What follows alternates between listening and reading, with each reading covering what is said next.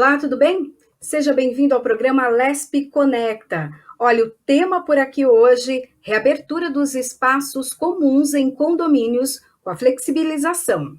Para falar sobre esse assunto, eu recebo o Tiago Natalio, que é advogado especialista em direito condominial. Seja bem-vindo, doutor. Olá, Priscila. Um grande prazer estar aqui mais uma vez junto com vocês aqui na Lespe Conecta e um ótimo dia para todos nós. Isso aí. Bom, para começar, doutor, estava todo mundo na expectativa, né, da reabertura, então, dos espaços comuns dentro dos condomínios. O que o senhor já percebeu nesse momento? As pessoas, os condomínios já estão liberando, as pessoas estão utilizando os espaços? Sim, na verdade nós temos visto que o que nós temos fora das portas do condomínio, ou seja, fora dos muros dos condomínios, nós estamos observando um efeito de reflexo dentro dos condomínios. Na maioria das cidades, e a gente pode falar não só de São Paulo, como em todas as outras do Brasil afora, o reflexo que nós temos tendo de abertura nas cidades está ocorrendo dentro do condomínios. Aqui em São Paulo, por exemplo, nós podemos observar que já temos cinemas já em processo de abertura, teatros, parques, shoppings, e dentro do condomínio não tem sido diferente. As áreas de lazer e as áreas comuns, que de uma maneira muito correta lá no passado foi fechado, até mesmo pelo síndico já tomando e sendo proativo, hoje nós já estamos percebendo sim essa reabertura gradual, de forma bastante racional, cuidando muito dos itens de segurança dentro do condomínio. Então sim, nós temos observado isso aí em diversos condomínios. Já tem condomínio até discutindo sobre a abertura de salão de festas, para que a gente tenha noção de tamanha evolução. Doutor, quem decide quais as áreas que vão abrir primeiro, ou todas as áreas devem ser liberadas já de uma vez? A decisão vem de quem? Perfeito, essa pergunta ela é muito importante porque ainda existem síndicos hoje imaginando que precisa de uma lei para tratar da reabertura, quando na verdade, em tese, não teve lei nem para tratar do fechamento. As questões relacionadas dentro do condomínio, ela normalmente, e isso aconteceu em 99% das cidades, elas são resolvidas pelos próprios condôminos, que reunidos em assembleia têm o poder de decisão. Então essa reabertura hoje, com a facilidade de ter a possibilidade de consulta através de uma assembleia virtual, tem dado aos próprios condôminos a possibilidade deles imaginarem como será feita essa reabertura, quais são os cuidados que serão tomados nessa reabertura e quais são essas áreas que a gente vai partir para uma abertura. Então, isso parte do próprio condômino. Doutor, o senhor falou aí das assembleias virtuais, né? Eu já escutei alguns relatos de pessoas que não confiam nesse tipo de sistema, que perceberam ali uma votação um pouco estranha. Eu queria que o senhor falasse um pouco para a gente se esse sistema realmente ele é seguro, em relação aos votos, né? É um voto por unidade. Como que funciona? Realmente é seguro esse sistema? Vamos lá, um outro ponto bastante delicado assembleias virtuais, na verdade, não era costume dentro dos condomínios.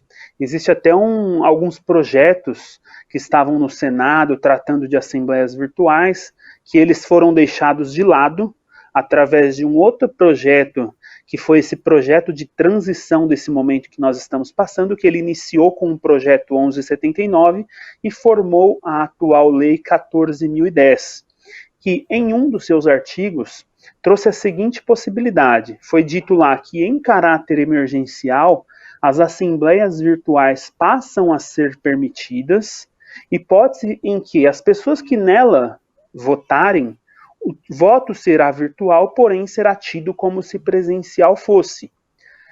Mais ou menos foi tudo isso, entre aspas, foi só isso que foi dito. Não tratou ali sobre regulamentações da forma como deveria acontecer.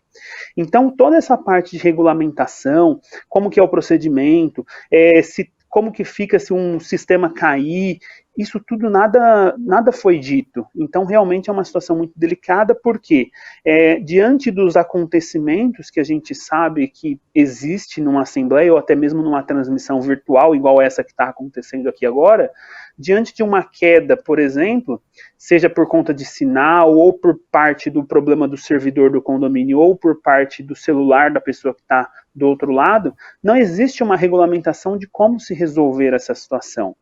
Existe uma discussão muito grande acerca do software também, mas como não existe a regulamentação, não tratou qual que é o software permitido. E nem seria importante também tratar dessa forma. Teria que ter tido alguns pontos que, como se fossem instrumentais, como se fossem substanciais para que nós pudéssemos ter assembleia. Mas mesmo assim, como não tratou, a forma como vem se fazendo, a gente sabe que hoje no mercado existem diversos softwares que eles são especializados em assembleia de condomínio, já observando a questão que você levantou, Priscila, que é como que é a votação, por exemplo? Cada pessoa vota, são votos iguais, não são votos iguais? Então, nesse ponto, é importante a gente destacar o seguinte, a legislação, ela fala da seguinte forma, que os votos eles serão por fração ideal, ou seja, pelo tamanho da nossa unidade. Um apartamento de três dormitórios, ele tem um voto maior do que aquele que tem duas unidades. Essa é a regra geral do código, mas pode a convenção do condomínio dizer de forma diferente. Por exemplo, dizer que o voto ele vai ser igualitário entre todas as unidades, independente do tamanho que seja essa unidade. Então, isso a convenção pode estabelecer de forma diferente. No tocante à assembleia virtual em si, alguns cuidados são necessários e esses cuidados seriam os mesmos daquela da assembleia presencial, ou seja, chamamento dentro do prazo, convocar todos os condôminos, dar a possibilidade dos condôminos se manifestarem. A gente tem observado muitas assembleias que não têm sido como se fossem assembleias mesmo, tem sido praticamente que colheita de votos. E isso não resolve, porque o direito assemblear, que é o de participação, o de manifestar a sua ideia, de tentar convencer o próximo, isso tem que existir nas assembleias. Então não é uma simples urna que a gente coloca, ou uma simples mensagem de WhatsApp que a gente abre um grupo e as pessoas saem votando. Não, tem que ter toda aquela, entre aspas, aquela liturgia de participação, manifestação, e isso é muito importante dentre diversos outros pontos. Como, por exemplo, quando a gente fala do voto, nós temos que saber quem é a pessoa que está votando, para que não exista nenhum tipo de fraude. A gente tem que lembrar que inadimplente, por exemplo, não vota nas assembleias. Então, hoje em dia, esses programas têm se utilizado como, por exemplo, com login e senha, como se nós fosse um banco comum. Uhum. Aí o senhor comentou que faltou ali na autorização, né, para a utilização desse sistema, alguns detalhes, principalmente a questão de segurança, softwares, enfim. Essas assembleias, então, que aconteceram durante o momento da pandemia, elas podem ser canceladas, elas podem ser entendidas como algo não seguro e cancelar, então, o que foi determinado, o que foi acertado em assembleia? E uma outra situação, no caso de uma votação, a escolha de um síndico, por exemplo, e da sua equipe de trabalho, que foi feita em sistema virtual, ali na reunião virtual, é válido? Pode ser, então, configurado que aquele síndico ele foi eleito? Sim, na verdade, sim. Por nós termos essa falta de legislação, na verdade, de regulamentação, isso não significa que as assembleias que foram feitas podem ser anuladas. Nós, se encontrarmos algum vício dentro do formato como foi feito, muito parecido, muitas das vezes, como se fosse a assembleia presencial. Exemplo, vício no chamamento, se não foi dado o prazo correto entre o chamamento e o prazo entre o dia da elaboração da assembleia. Então, alguns vícios nós podemos encontrar. Seria muito parecido como se a presencial fosse. Como não existe essa regulamentação de forma muito clara, existem, por exemplo, assembleias que são feitas em plataformas digitais, como essa que a gente está fazendo aqui agora, em que você consegue colher os votos da pessoa uma assembleia pequena, chama pessoa por pessoa, a pessoa vem manifestando o seu voto. Outras, já com mais tecnologia, as pessoas têm um login e senha para poder se aprofundar, para poder fazer a sua votação. Então eu não vejo problemas nas assembleias, muito pelo contrário, existe a segurança jurídica, mas como uma assembleia presencial pode ter diversos problemas e vícios, uma assembleia virtual também pode. Então lá no começo nós tivemos aí alguns casos que aconteceram, posso até exemplificar um, em que o síndico, num determinado momento, como ele era o anfitrião da plataforma, chegou num momento que ele tirou a voz de uma pessoa e não deixou a pessoa se manifestar, mesmo sendo algo que a pessoa poderia ter se manifestado, e aí uma outra pessoa já quis falar, ela também já tirou o direito da pessoa falar, ou seja, a gente parte de um pressuposto de que uma assembleia como essa pode vir a ser anulada. Aí por conta de vícios que, se fosse presencial, também seria anulada. Mas atualmente a gente tem uma segurança jurídica para fazer esse tipo de assembleia. Uhum. O senhor falou de alguns sistemas que são utilizados até para fazer reuniões empresariais, então há até a possibilidade de uma gravação. No caso, por exemplo, de uma votação que é feita por aqueles formulários do Google, né? O Google já gera aqueles formulários.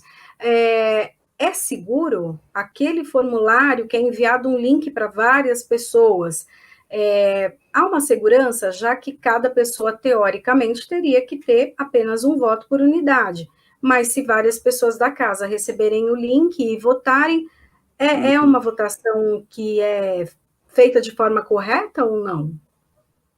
Esse do Google em si, embora eu não conheça muito, já participei de algumas apurações dessa forma, a questão é a seguinte, ele pode ser utilizado como exemplo, mas hoje os softwares preparados para assembleias de condomínio, eles já são muito personalizados para isso, de modo que, a partir do momento em que haja uma votação vinda daquela unidade, nenhum outro link seja possível uma mesma votação, ou seja, seria impossível repetir um voto.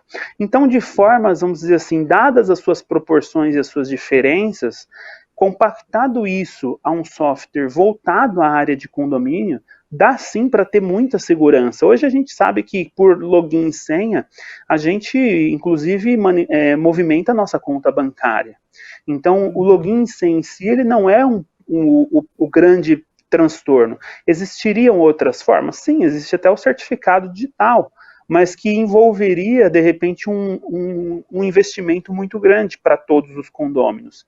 Daí a importância de nós termos esse tipo de regulamentação nas convenções do condomínio, porque lá é o local correto de nós manifestarmos essa regulamentação. Existe um artigo do Código Civil, por exemplo, que ele diz o seguinte, que a assembleia de condomínio, ou melhor, a convenção de condomínio determinará a forma do chamamento das assembleias, a sua convocação, as regras da assembleia.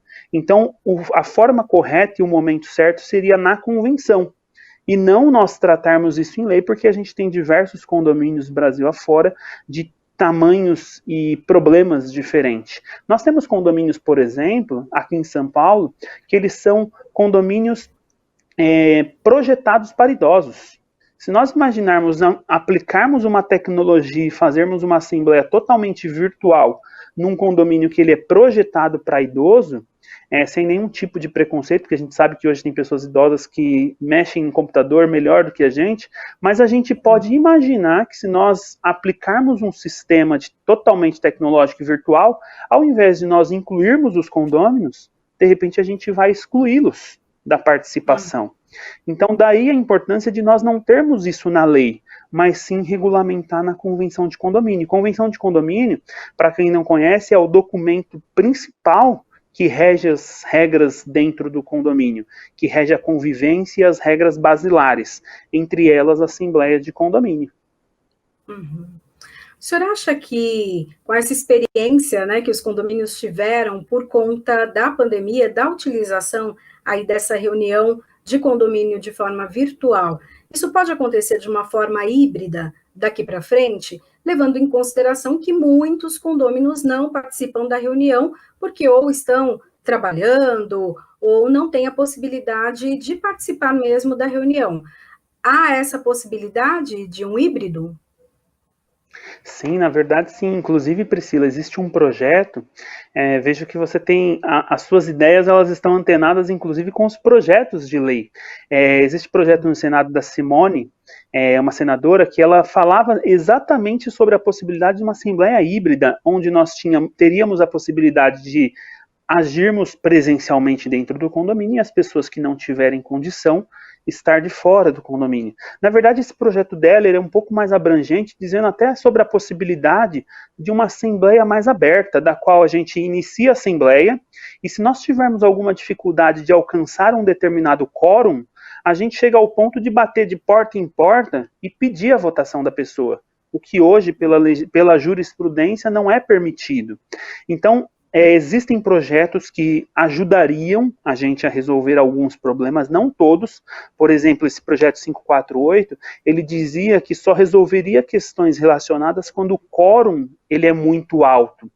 E hoje, diante da impossibilidade da realização da Assembleia, até mesmo para eleição de síndico, prestação de contas, previsão orçamentária, isso não exige nenhum quórum. Então, ainda que tivesse aquele projeto aprovado no dia de hoje, não resolveria. Então, olha o momento em que nós nos encontramos. Existe uma lei, 14.010, que ele diz que até 31/10, que essa lei é uma lei temporária, que o vigor dela, embora ela nasceu ali em julho formalmente, ela diz que as relações ocorridas entre março e 31 de outubro, ela se regeria por essa lei, só que essa lei está chegando no fim. E a partir do momento que nós finalizarmos essa lei, supostamente, nós voltaríamos para as assembleias presenciais. Ao ver de muitos advogados e muita parte da jurisprudência e da doutrina, de forma obrigatória presencial. Ao ver de outros advogados e parte da doutrina, eles vão imaginar ainda que há uma possibilidade de continuidade. Então, na prática, a gente vai ver como que vai acontecer isso e como que os tribunais vão reagir a essa situação. Mas, realmente, a gente está chegando no fim desse período de transição dessa Lei 14.010 e, a partir de 31 de outubro, supostamente, a gente voltaria para o início, onde as assembleias são totalmente presenciais, salvo naqueles condomínios em que há uma previsão específica na convenção de uma autorização. Quem pode decidir isso, já que a lei ainda está, né, em processo, seriam os condôminos, o síndico, a equipe de trabalho, eles podem decidir e escolher um sistema de reunião de condomínio híbrido? Sim, sem dúvida. As pessoas que estão à frente do condomínio, eles, ao organizarem a assembleia, eles escolhem, inclusive, qual que é o software que eles vão utilizar, eles escolhem se a assembleia vai ser híbrida ou se a assembleia vai ser totalmente virtual. Alguns escolhem ainda totalmente presencial, porque, como nós dissemos, essa lei ela não poderia impor uma assembleia totalmente virtual, porque nós temos condomínios onde tem 5 unidades. Qual que é o problema de 5 pessoas se reunirem dentro de um salão ou dentro de uma área aberta da quadra? Então não há problema algum. Por esse motivo que não houve a impossibilidade da assembleia presencial. Mas sim, eles vão escolher todo esse procedimento, como que vai ser o formato, de modo que eles consigam fazer com que a assembleia aconteça desde que foi tudo previsto anteriormente e escolhido pelo síndico, junto com o conselho, junto com a administradora, podendo muitas das vezes consultar até os condôminos mesmos, de forma informal, para saber se esse é o melhor caminho. O senhor acha que os condomínios vão por essa direção? E outra coisa, quem pode votar? Quem pode participar das reuniões? Uma ótima pergunta. A questão de nós imaginarmos o futuro, realmente a forma virtual, ela não somente dentro da área de condomínio, mas em todas as áreas, a gente percebeu uma facilidade muito grande. Às vezes uma dificuldade, porque tem pessoas que gostam do presencial, mas para aqueles que não podem participar, uma facilidade imensa.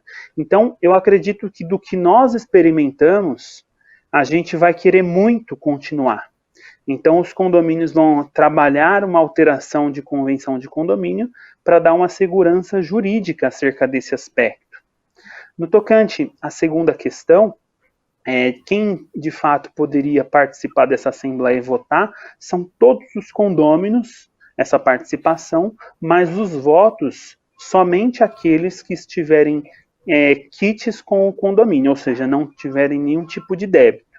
Aí é só esse o limite que a gente teria. Uhum. Só pode votar o proprietário ou a pessoa que alugou, né, pode também votar, tem voz. Perfeito. Em regra, o código diz o seguinte, que são direito dos condôminos, aí a gente vem para quem é entendido como condômino.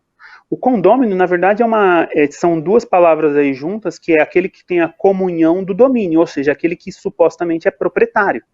Ainda que seja o promitente comprador, que é aquele lá que é o contrato de gaveta, mas o inquilino, que é a grande discussão, em tese ele não vota nas deliberações das assembleias. Ele só poderia votar se for a ele dada uma procuração para ele representar o locador. Mas, em tese, o voto é sempre do condômino. Uhum. Tem alguns condomínios que têm essa procuração, né? São dos proprietários, né?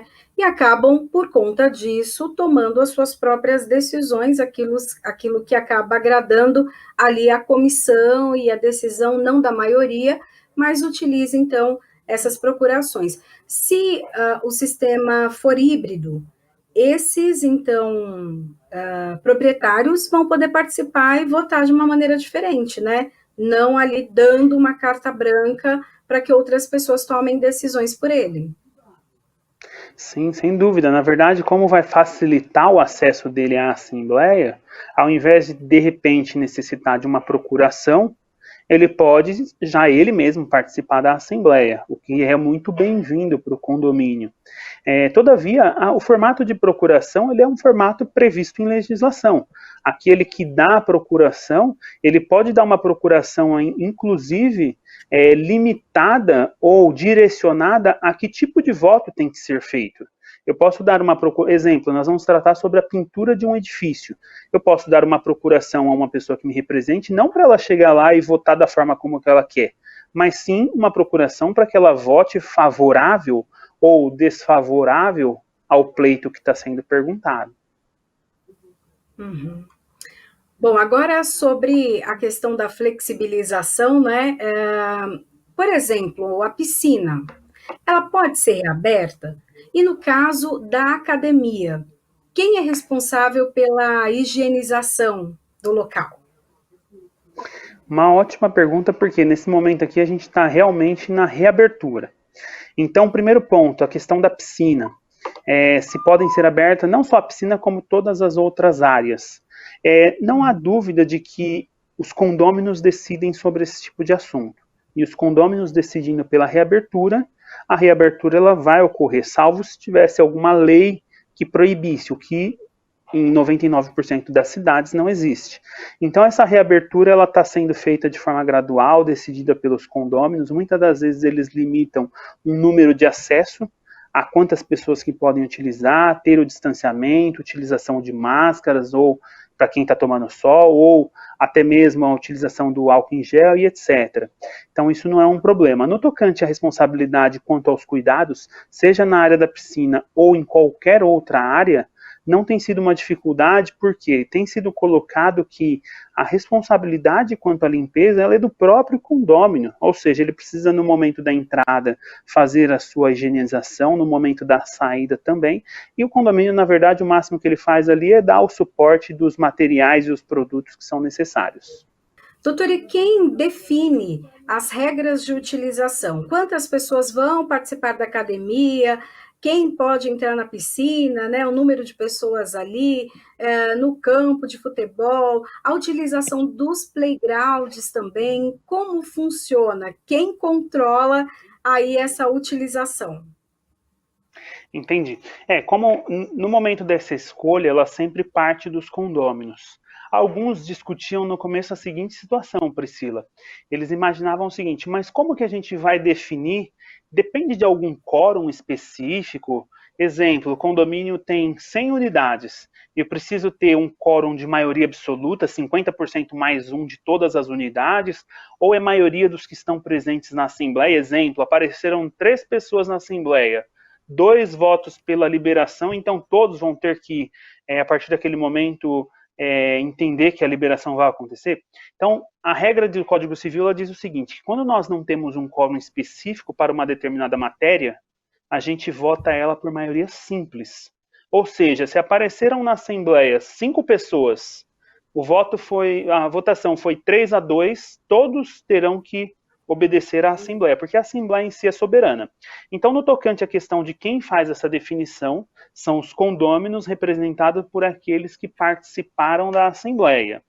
Então, essa definição de como que será esse protocolo, que seria o que nós utilizaríamos fora do condomínio, esse protocolo ele pode ser feito pelos próprios condôminos, obedecendo às regras, a quantidade de pessoas.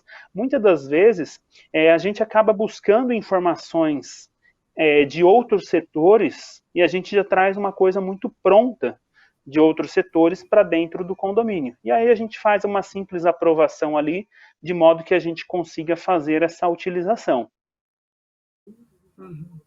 Aí, no caso, doutor, da utilização obrigatória da máscara, né, dentro do condomínio, a pessoa pode ser multada caso ela não utilize, lembrando que é uma determinação estadual, né, uma lei para que as pessoas utilizem a máscara. Porém, é como se você estivesse dentro da tua casa, se você está dentro de um condomínio. E aí, como fica? E realmente tem dado muita dor de cabeça esse assunto mesmo, porque é comum, às vezes, ao sair de dentro do apartamento, você acaba esquecendo, ou você só foi dar uma descidinha no carro para pegar alguma coisa. Então, de fato, existe a legislação, existe um decreto do governador, que supostamente, ou melhor, que certamente abrange todos os municípios de São Paulo. Existiu uma discussão muito grande acerca desse decreto, tendo em vista que no decreto em si, a forma, o texto legislativo que na verdade partiu do próprio governo, ele não foi da melhor forma redigido de modo a alcançar os próprios condomínios. Isso porque fala locais públicos ou de acesso ao público. O condomínio não é um local público e o condomínio não é um local de acesso ao público, como se fosse algo aberto. A melhor escrita para nós enquadrarmos o condomínio deveria ser locais privados de utilização coletiva. Que aí nós diferenciaríamos, por exemplo, a pessoa que mora numa casa da pessoa que mora num condomínio, porque a utilização é coletiva.